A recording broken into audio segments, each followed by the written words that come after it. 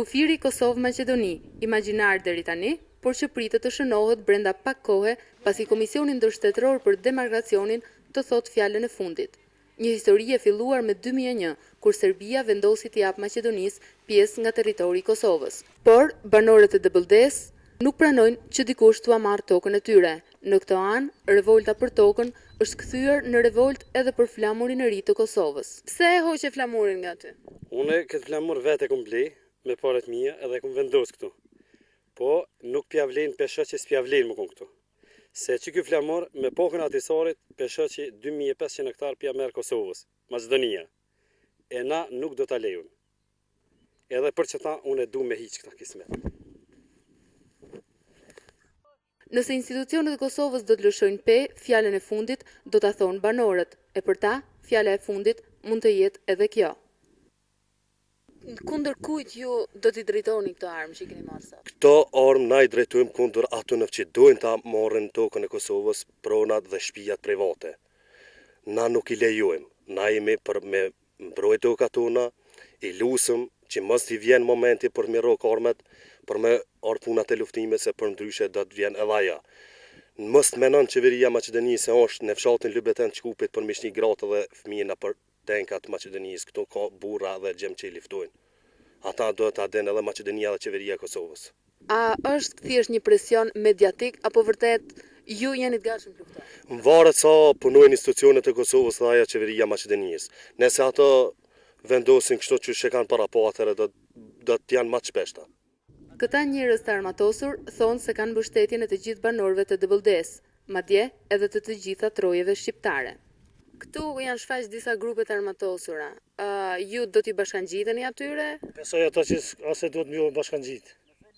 Nëse lypet nevoja, ka nevojë. Do të bashkangjitemi.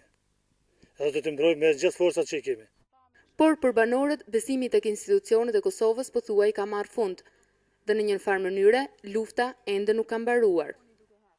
Jemi këtu në fshatin Tanush. Kjo rrugë e thjeshtë, e cila kalon përmes fshatit, përbën dhe kufirin administrativ mes Kosovës dhe Maqedonisë, kufi i cili ishte në kohën e ishte Jugosllavisë. Mirëpo, një marrëveshje e cila mund të jap 2500 hektar nga territori i Kosovës, Maqedonisë, do ta zhvendoste këtë kufi shumë kilometra më tej. Fshati Tanush, pjesa më e madhe të cilit përfshihet në Maqedoni, konsiderohet nga banorët e këtyre anëve zonë e lirë. Konflikti armatosur i vitit 2001 nisi pikërisht këtu dhe që prej atëhere forcat maqedonase nuk kanë mundur të hynë më në fshat. Por diskutimet për kufirin i kanë ngritur tensionet. Xhezair Shaqiri, i njohur si komandant Hoxha, e di mirë se Serbia ja fali tokën Maqedonisë pikërisht për t'u lënë sherrin në mes. Por nëse 2500 hektarët nga territori i Kosovës i kalojnë Maqedonisë, telashët do të përfshinin tërë këtë zonë dhe të dyja shtetet. Ne këtë situatë të revoltës e kemi pasur më përpara me Slavo-Maqedonët, kurse tani ne nuk kemi se si mos të solidarizohemi në aspektin më të thjeshtë solidaritetit me këto banorë, se jemi gjithë familjarisht një pedaj të lidhën familjarisht, edhe pse na nda një kufi. Me 2004, përfaqësues të UNMIK-ut deshën të vendosin disa pika kontrolli për të implementuar kështu marrëveshjen Shkup-Beograd, por kundërshtimi i banorëve i zmbrapsi dhe kabinat përfunduan në përferra. E njëjta gjë do të përsëritet, thonë DBLD-asit. Trojet shqiptare nuk do t'i lejojmë në asnjë mënyrë që t'i merr qeveria e Maqedonisë. I bëjmë thirrje institucioneve të Kosovës që ne ta marrin punën më seriozisht e mos bëjnë kësi gjona t'illa sepse dikur ndoshta do të bëhet shumë vonë. Ata përruajnë ditën kur dikush të vi për të vendosur piramidat kufitare. Alma Lama, Top Channel, kufiri Kosovë-Maqedoni.